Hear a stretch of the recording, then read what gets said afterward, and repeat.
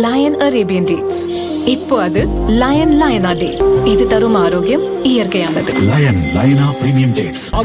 எந்த சமையலும் ருசி தேடும் ரகசியம். 20 ரூபாய். அதாவது கேள்வி கேட்கும்போது மட்டும்தான் அந்த உணவு தரமான உணவா வருது. அதுக்கப்புறம் அந்த உணவு தரமற்றமான வருது.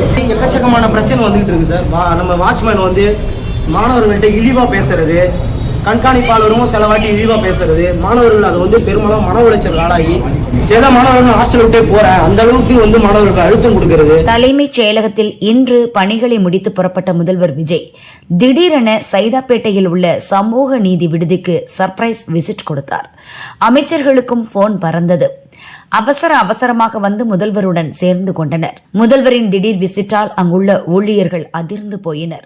மாணவர்களுக்கு வழங்கப்படும் உணவின் தரம், தங்கும் அறைகளின் சுகாதாரம் மற்றும் அடிப்படை வசதிகளை பார்வையிட்டு ஆய்வு செய்தார். ஒவ்வொரு இடமாக அவர் சென்றதால் ஆய்வு அரை மணி நேரம் நீடித்தது. விடுதி மாணவர்களுடன் கலந்துரையாடி அவர்களின் குறைகளை கேட்டறிந்தார்.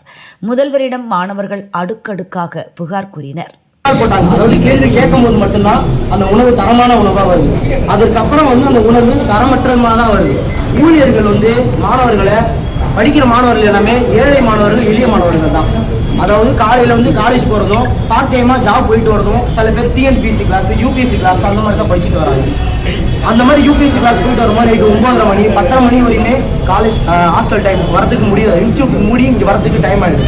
அப்போ கதவு மூடிடுறாங்க. கதவு மூடி மாணவர்கள் வெளியே கொசுக்கடியில் படுக்கிறாங்க. சில வாட்டி படுக்க இடம் நம்ம பார்க்கில் உட்காந்துருக்காங்க. ஒரு வாட்டி ராபரி பசங்கள்கிட்ட நீங்க ஏன் இங்க உட்காந்துருக்கீங்கன்னு சொல்லி ரவுடிங்க கலாட்டா பண்றது, இந்த மாதிரி எக்கச்சக்கமான பிரச்சனை வந்துகிட்டு இருக்கு சார். நம்ம வாட்ச்மேன் மாணவர்கள்ட்ட இழிவா பேசுறது, கண்காணிப்பாளரும் சில வாட்டி இழிவா பேசுறது, மாணவர்கள் அது பெரும்பாலும் மன உளைச்சல் ஆளாகி சில மாணவர்கள் ஹாஸ்டல் விட்டே போற அந்த அளவுக்கு மாணவர்களுக்கு அழுத்தம் கொடுக்கறது. சில விஷயம் தெரியலன்னா மாணவர்களுக்கு எடுத்து கொடுக்கணும். ஒரு காப்பாளருக்கு அதுதான் ஒரு அழகு. ஆனா அந்த மாதிரி ஒரு அழகு இருக்குமான்னு சொல்லி கேட்டீங்கன்னா கண்டிப்பா கிடையாது. ஒரு சில நேரத்தில் டர்ஃப் ஓப்பன் பண்ணி, அந்த வாலிபால் டர்ஃப் ஓப்பன் பண்ணி ரொம்ப நாள் ஆகுது, கட்டி ரொம்ப நாள் ஆகுது. இன்ன வரைக்கும் மாணவர்களுக்கு அது ஓப்பன் பண்ணி கொடுக்கவே கிடையாது. அது பல நாளாக நாங்களும் எல்லாத்துக்கும் சொல்லிக்கிட்டு தான் இருக்கோம். ஆனால் யாரும் காதில் போட்டு கிடையாது. சாப்பாடு சுத்தமாக சரி கிடையாது. வர சாப்பாடு போடுற ஊழியர்களும் சாப்பாடு அவங்க தரமான ஒரு முடி போடுறது, கேப் போடுறது, க்ளவுஸ் போடுறது அந்த மாதிரி எதுவுமே போட கிடையாது. மேம் போன வாட்டி வந்திருந்தாங்க, அவங்கள்ட்டையும் நாங்கள் கோரிக்கை வச்சுருந்தோம். இவ்வளோ மாதிரி எக்கச்சக்கமான இது இருக்குது. ஊழியர்கள் பற்றாக்குறை இருக்குது. மாணவர்களுக்கு கண்காணிப்பதற்கு கேமரா குறைவாக தான் இருக்கு. 64 கேமரா இருக்க வேண்டிய இடத்துல கம்மியாதான கேமரா தான் இருக்கு. அடிக்கடி தண்ணி வரதில்லை, பாத்ரூமை சரியா கிளீன் பண்றதில்லை, உடஞ்சிருக்கு.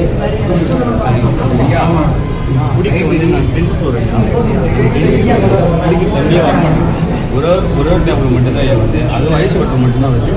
நம்ம குடிக்கவே முடியலையா, ஒன்றெல்லாம் ஒரு மாதிரியா இருக்கு. ஆர்வம் வருது. அதே போல கழிவறை பார்த்தீங்கன்னா ஏற்கனவே சில குறைபாடு சார் இருக்கு சார். ஆனா ரிப்பேரா இருக்கு சார்.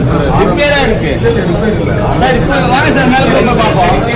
பொறுமையுடன் கேட்டுக்கொண்ட முதல்வர் உடனடியாக சரி செய்து கொடுக்க அதிகாரிகளுக்கு உத்தரவிட்டார். சென்ற வாரம் சென்னை எழும்பூர் குழந்தைகள் நல மருத்துவமனையில் முதல்வர் விஜய் இதுபோல் திடீர் ஆய்வு மேற்கொண்டார். முதல்வர் விஜய் அடுத்தடுத்து ஆய்வு மேற்கொள்வது வரவேற்பை பெற்றுள்ளது.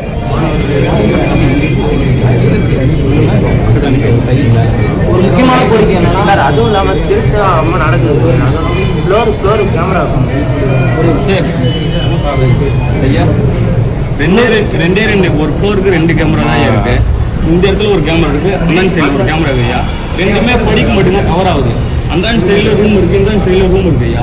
அது கவரே ஆக மாட்டேங்குது. இங்கே திருடுறாங்க. பசங்களுக்குள்ளே கொஞ்சம் சண்டை நடக்குது, அது நடக்குது. Senior junior ranking